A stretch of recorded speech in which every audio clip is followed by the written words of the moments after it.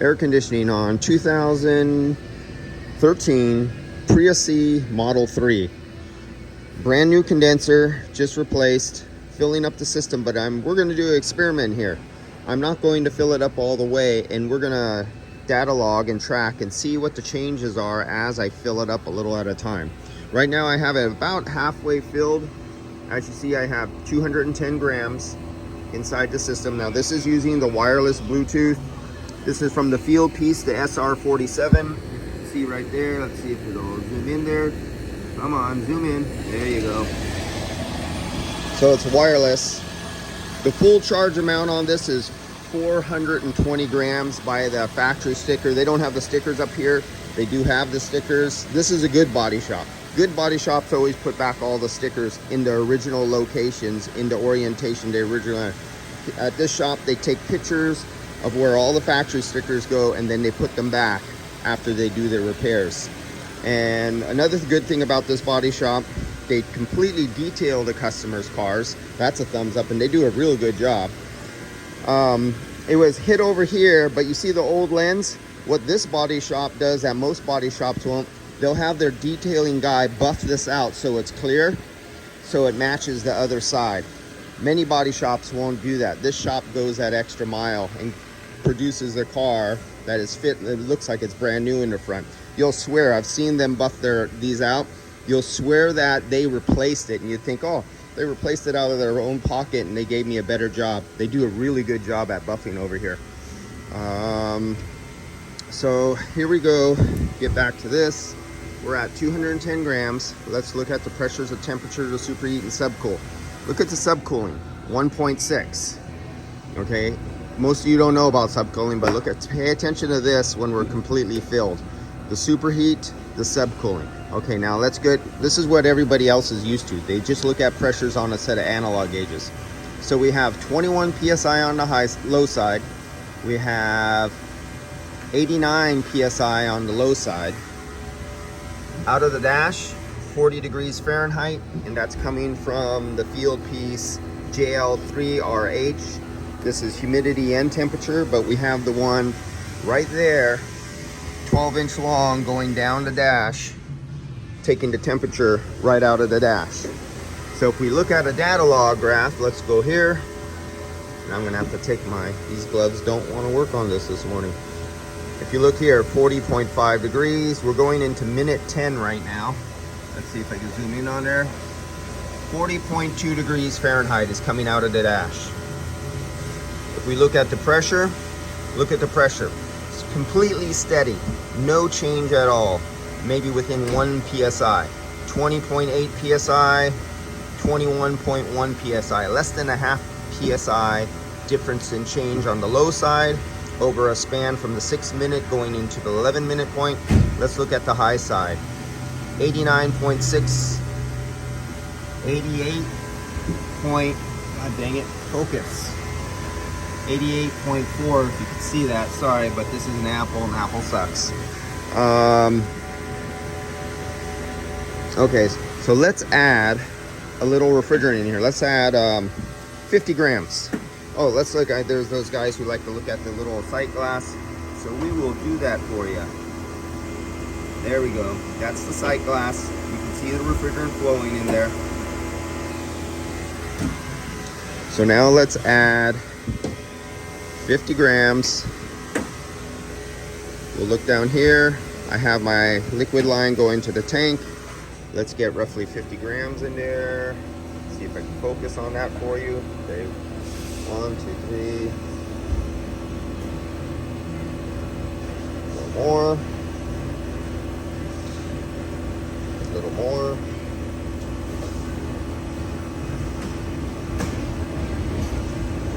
$10 more grams. Come on. There we go. So that's adding 50 grams into the system. Now we let the system stabilize. It has to circulate that refrigerant all through the systems to stabilize the pressures, because I shot it into the low side. That rises the low side. It takes time for it to go through the compressor, go through the condenser, into the evaporator for everything to steady out and distribute that refrigerant evenly throughout the system. So let's look what it looks like on the graph. You'll see where I added it. So that's the point where I added it, right there.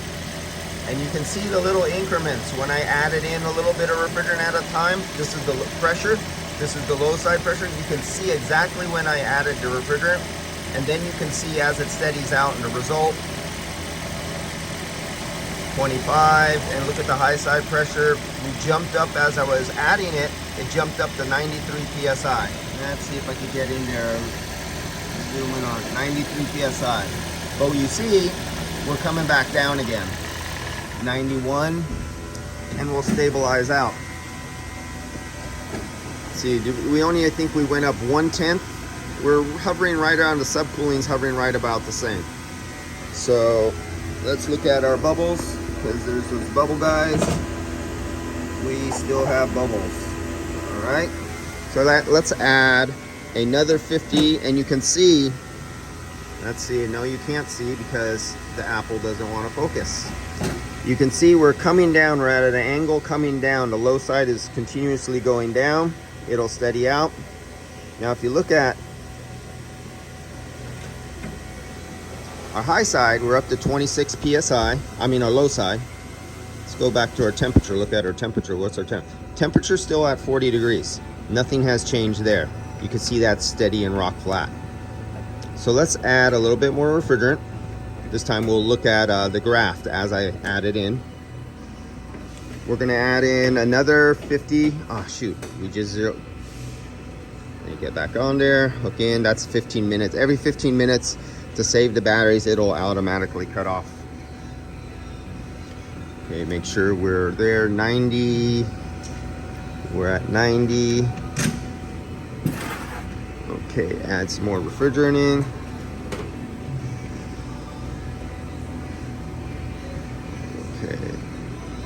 Okay, right there, watch there, I just added some refrigerant, so I'll let you watch this as I add in 50 more grams. See how I do a little bit at a time.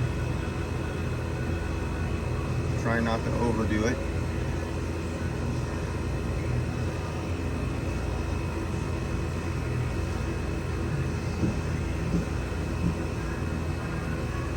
Okay, we're there. We're there. Another 50 grams. Now we'll let this steady out for another few minutes.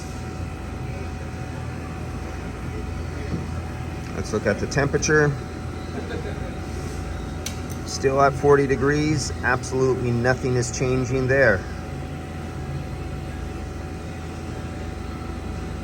You can see where it went up a little bit, where I added the refrigerant, because it took the low side pressure up. So it made the pressure in the evaporator go up. And now that I'm not adding refrigerant, it's going right back down. I wonder if we'll hit 39. Then we'll come back here. You can see our pressure is starting to level off right here. We're at 92 psi. So we added 50 grams and it went up 2 psi. Our low side before was at 26 psi. We're now at 28 psi by adding 50 grams, and that's under these ambient conditions with the outdoor bulb temperature of roughly 62 degrees. And you'll see this move around as the fan speeds up or slows down. It depends on how much air circulates and comes back around and hits this little tiny thermistor right here at the end of this right there.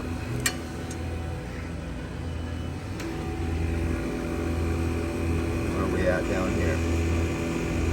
We still got bubbles. There we go. Let's add another 50 grams into it. Come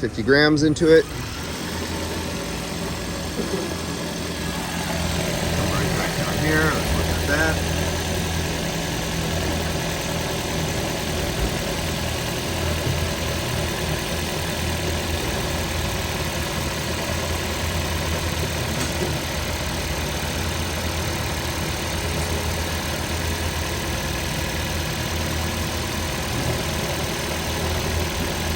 right? You can see where I added the refrigerant. You can see the high side climb up a little bit because I just injected a lot of refrigerant, 50 grams, right into the, it went right into the compressor, right into the condenser. That would raise the pressure. 360, teetering right around in there. So where are we at here? Now, depending on the operating conditions, on some of these Priuses, I've showed you videos where that sight glass would be crystal clear right now. Some of them they are, some of them they aren't. It all depends on the operating conditions. So let's inject another 50 grams. Oh, here we are. We're starting to see the difference too here. Look at the subcooling. We came up from 1.8. We're now at 4.2 on the subcooling because we added more refrigerant. Your subcooling on your condenser on an expansion valve system will go up. Look at our superheat. Our superheat took a big dive. I think, didn't we start out at 24 degrees superheat? And now we're at 4.8 superheat. And we're not even full yet. We still have to put another 50, 70 grams, I think, in. Okay, so let me put in some more refrigerant. Let's put in another 50 grams. Okay, let's watch right there. You're gonna see the low side pressure shoot up. I'll do this little more.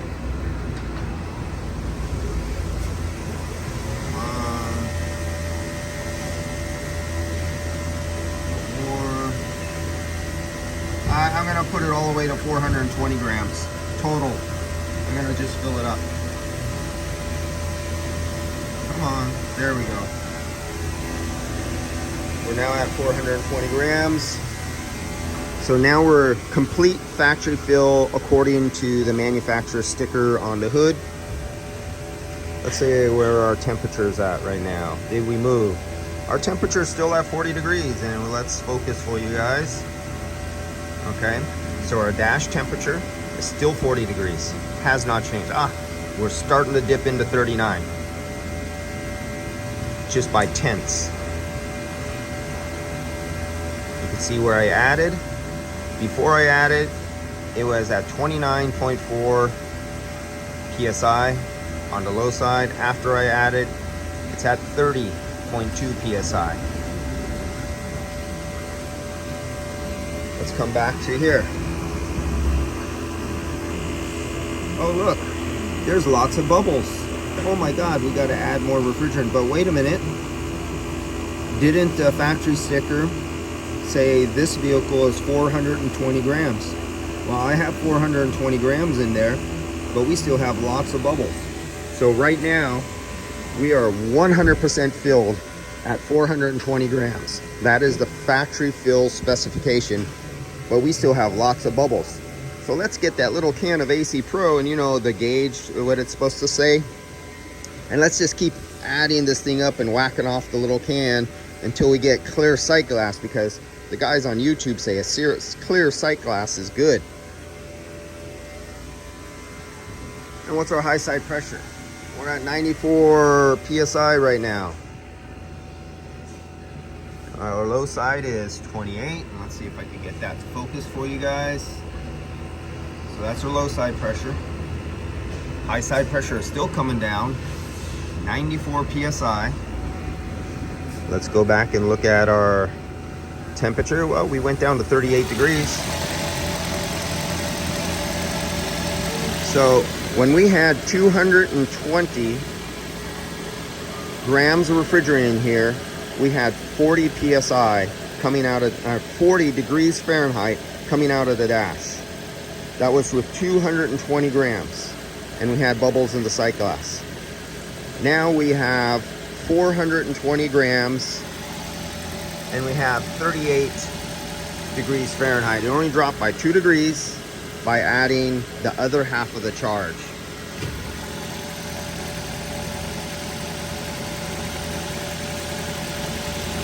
There we go. And the customer gets this data logging right here. The customer gets this. This goes on to the receipt. It goes into your file. It goes into the customer file. I'm paperless, so all my customers get an email with their receipt and, you know, their invoice, everything like that. This all comes on it. Every shop should be doing this. We're going into the year 2022. Come on, guys. We're going into the 22nd century. We're heading towards the 22nd century. There's still guys out there with the analog gauges writing stuff down by hand. Really? Come on. We don't crank start engines yet, and we're not out in the morning putting an oil can on a Model A, and we're going to the rocker arms, and every morning we're squirting oil on a rocker arm so we can drive down to a store. We're not doing that more. Why are you still using analog gauges? And if you're a customer and you have a shop who cannot provide you with this, you better ask the question why. Especially if it doesn't quite work right when you get it back and they argue the fact with you. Can they prove what they have done? Can they prove it was working when it left their shop and you picked it up with your keys, that it's actually doing this while you're recording live? Every shop should be doing this. There's no excuses for the not. See you guys later.